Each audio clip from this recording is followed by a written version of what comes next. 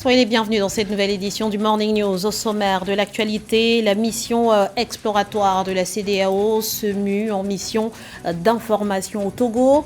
Une mission d'information dans la perspective des élections législatives et régionales du 29 avril. Elle devra entreprendre une évaluation préélectorale conformément au texte communautaire. Sans accroc et dans les temps, c'est dans ce climat que se déroule le dialogue national au Gabon. Les travaux en sous-commission ont pris fin ce 18 avril et à mi-parcours, le bilan est jugé satisfaisant. Les détails à suivre dans ce journal. Et puis Abidjan vibre depuis le 13 avril au rythme des marchés des arts et du spectacle d'Abidjan. Un millier d'artistes venus de plus de 50 pays y prennent part. Le Rwanda est l'invité d'honneur de cette 13e édition. Mais tout d'abord, pour son premier déplacement en tant que président de la République, Diomaye Faye a choisi la Mauritanie. Le nouveau chef d'État sénégalais est arrivé ce jeudi à Nouakchott pour une visite d'amitié et de travail. À l'ordre du jour, le renforcement de la coopération bilatérale à travers des dossiers communs tels que le gisement de gaz naturel Grand Tortue à Méhim, dont le début de l'exploitation est prévu en fin d'année.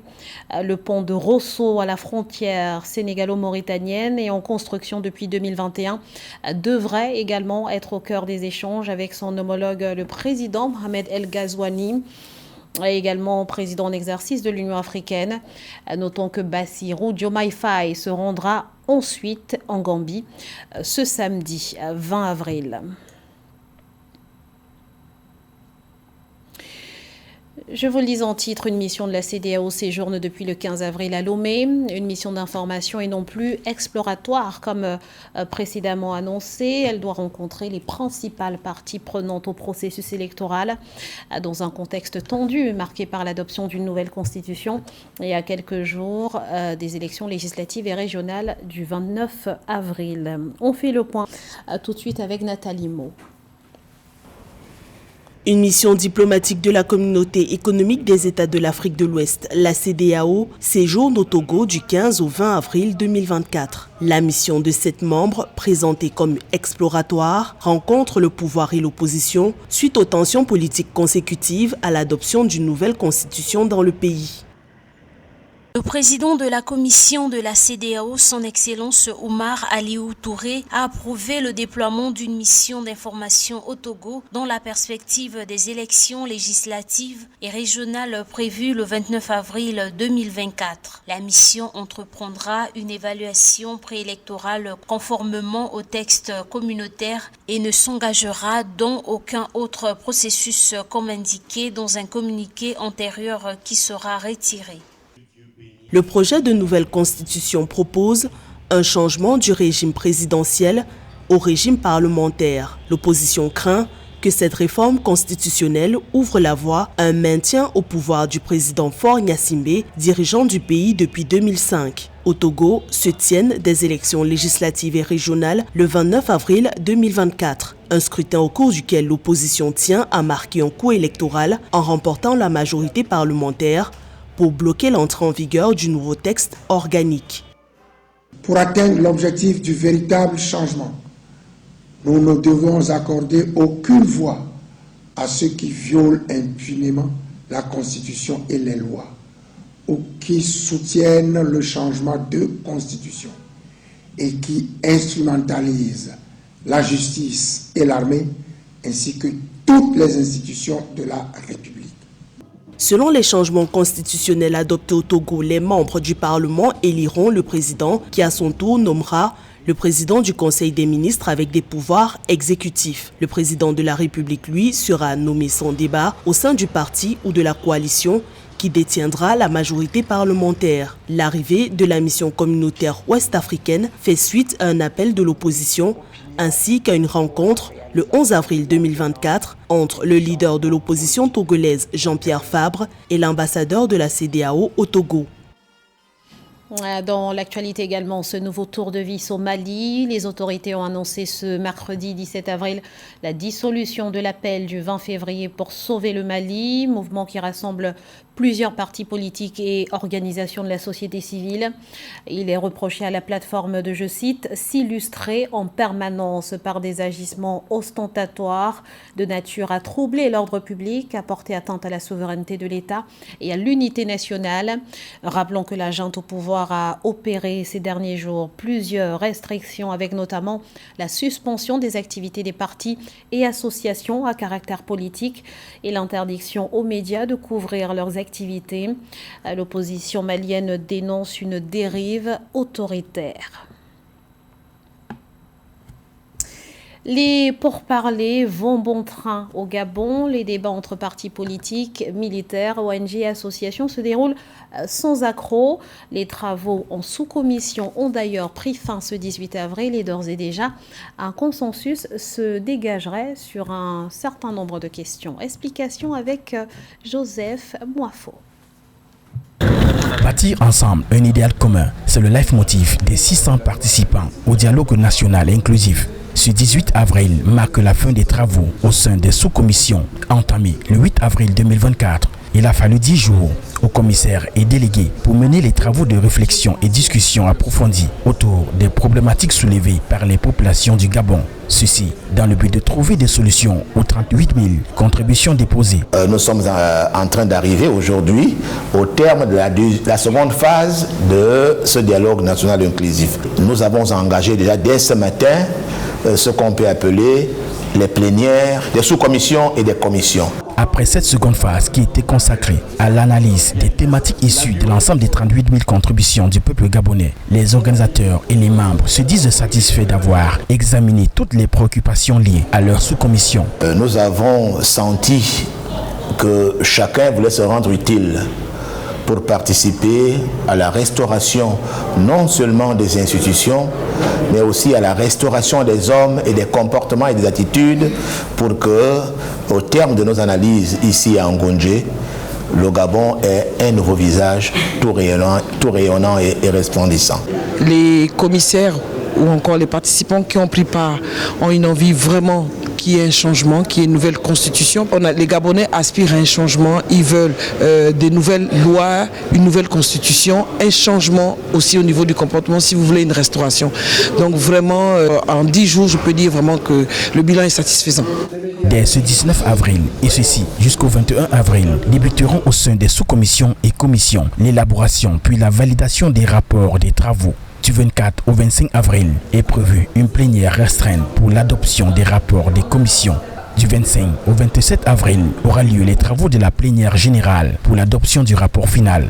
La cérémonie de clôture du dialogue national inclusif, quant à elle, est prévue pour le 30 avril 2024. La Côte d'Ivoire fait le choix de se mettre au vert. Les autorités sont en quête de 22 milliards de dollars d'ici 2030 pour accélérer la transition vers une économie plus respectueuse de l'environnement. Seulement les ressources publiques jugées insuffisantes, le secteur privé est appelé à la rescousse pour la mobilisation des fonds nécessaires. Plus de précisions avec Samantha Sabero-Saboubanga. Pour financer les mesures d'atténuation et d'adaptation du plan d'action climatique, l'État de Côte d'Ivoire sollicite une aide de 22 milliards de dollars d'ici 2030. C'est ce qu'a déclaré mardi 16 avril 2024 à Abidjan le ministre ivoirien de l'Environnement, du Développement durable et de la Transition écologique, Jacques Assaoré Conan. La croissance et le développement durable passe par l'atténuation des effets du changement climatique et la protection du milieu naturel et de ses ressources. Ces enjeux, qui sont étroitement liés, appellent une plus grande implication du secteur privé dans la mise en œuvre de nos contributions déterminées au niveau national. Le gouvernement ivoirien a affiché et rehaussé ses ambitions climatiques qui visent à réduire de 30,41% les émissions de gaz à effet de serre d'ici 2030, à augmenter la capacité du pays de séquestration de carbone et à réduire la vulnérabilité et accroître la résilience des populations dans 5 secteurs. Il s'agit des ressources en eau, de l'agriculture, de l'aquaculture et l'élevage, des forêts et l'utilisation des terres, de la santé et des zones côtières. la transition vers le green constitue un vaste chantier dont le succès nécessite l'implication de toutes les parties prenantes, à savoir le secteur privé, le secteur public, les partenaires techniques et financiers, les milieux académiques, scientifiques et technologiques. C'est en cela que Cap Green trouve ici toute sa pertinence. Rassembler tous ces acteurs majeurs autour d'une tribune qui servira à la fois de catalyseur d'échange pour mieux comprendre les défis et mieux agir. Les ressources publiques étant insuffisantes pour une lutte efficace et meilleure transition vers les énergies renouvelables, le gouvernement ivoirien sollicite le secteur privé pour la mobilisation de ce financement. Selon certains experts, les investissements et le financement des entreprises vertes s'inscrivent dans le cadre des ambitions du gouvernement en matière de lutte contre le changement climatique. La 13e édition du marché des arts et du spectacle africain d'Abidjan se poursuit avec le Rwanda comme invité d'honneur. Le choix du pays des mille collines est un hommage à sa culture vibrante, à son histoire complexe et à sa capacité à transcender les épreuves pour créer un avenir prometteur. Un modèle de réussite qui, vous le verrez, était au centre des conférences et débats dans la capitale économique ivoirienne. Marie-Roger Kouaou. Au Rwanda, l'art et la culture sont bien plus que de simples expressions artistiques. Le pays doit en effet sa guérison et sa progression à ces entités qui ont été l'un des moteurs du développement du pays, en nourrissant l'âme du peuple et en contribuant à son progrès économique et social. En 2016, les industries culturelles et créatives représentaient 5,3% du produit intérieur brut au Rwanda, dépassant la moyenne régionale et rivalisant avec l'Union européenne. Son avancée significative dans l'art et la culture fait du pays l'invité d'honneur de la 13e édition du marché des arts et du spectacle africain d'Abidjan, Massa 2024. À la suite du génocide perpétré contre les Tutsis en 1994, notre nation s'est engagée sur la voie du développement socio-économique et de la réconciliation. Et nous avons fait appel à notre culture et à la créativité comme des catalyseurs afin de soigner les cœurs et les corps meurtris. L'art et la culture ont joué un rôle crucial dans le progrès du Rwanda. Pour perpétuer son développement, le gouvernement rwandais consacre un budget conséquent aux industries créatives et culturelles. En 2023, le budget alloué au ministère de la Culture au Rwanda s'élève à 11 milliards d'euros, soit une augmentation de 527 millions d'euros par rapport à 2022 et 7% en valeur relative.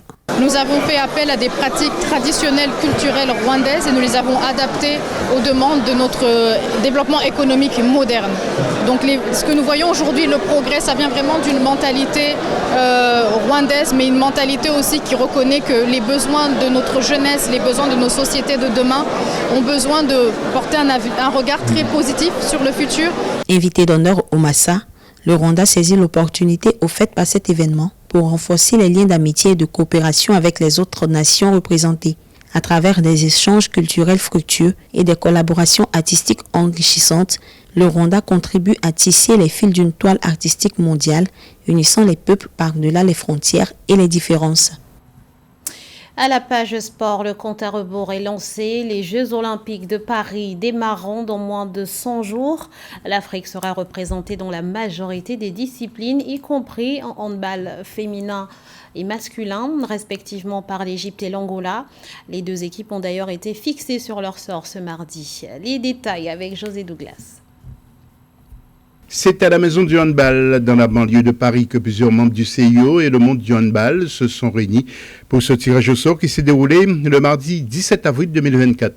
En Angola, chez les filles, connaît ses adversaires. Il s'agira de la Hongrie, des Pays-Bas, de l'Espagne, du Brésil et de la France. Les Angolaises ont remporté le championnat d'Afrique femmes qui les qualifiait directement au JO 2024. Ce sera la 8e participation de l'Angola au tournoi olympique depuis ses débuts en 1996.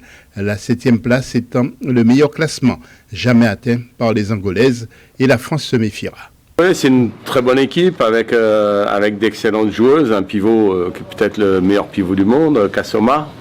Après, on a perdu en 2007 contre eux. Je crois que depuis, on n'a jamais perdu. Mais il faudra jouer avec nos armes. On les connaît bien, il faudra bien les étudier. Et c'est sûr qu'il faudra la grosse défense française parce qu'il y a énormément de qualités. Il y a des qualités physiques, il y a des qualités de tireurs. Et il faut gagner le duel aussi tactiquement parce que physiquement, on domine beaucoup d'équipes, mais celle-là, on n'est pas sûr de la dominer. Quant aux hommes de l'Égypte, les pharaons croiseront sur leur route le Danemark, la Norvège, la Hongrie, l'Argentine, mais aussi la France. Les Égyptiens qui ont remporté la 26e Coupe d'Afrique des Nations de handball. En 2001, les Égyptiens s'inclinent en demi-finale du championnat du monde face à la France, pays organisateur, et puis dans la petite finale contre la Yougoslavie. En 2021, les Pharaons obtiennent une 4e place au JO de Tokyo et remportent un an plus tard leur championnat d'Afrique des Nations. 7 participations au JO depuis 1992. Mais comme toutes les équipes de cette poule, l'Égypte, c'est une équipe qui était en demi-finale des JO à Tokyo. C'est une équipe qui est capable de gagner contre n'importe quelle nation et qui aura elle aussi son mot à dire dans cette compétition. Donc clairement un adversaire que l'on respecte, que l'on voit aussi progresser de compétition en compétition et qu'on va prendre bien évidemment très au sérieux. Phase de groupe pour les filles du 25 juillet au 3 août à l'Arena Paris Sud, porte de Versailles, et pour les hommes du 27 juillet au 4 août, toujours à l'Arena Paris Sud, porte de Versailles.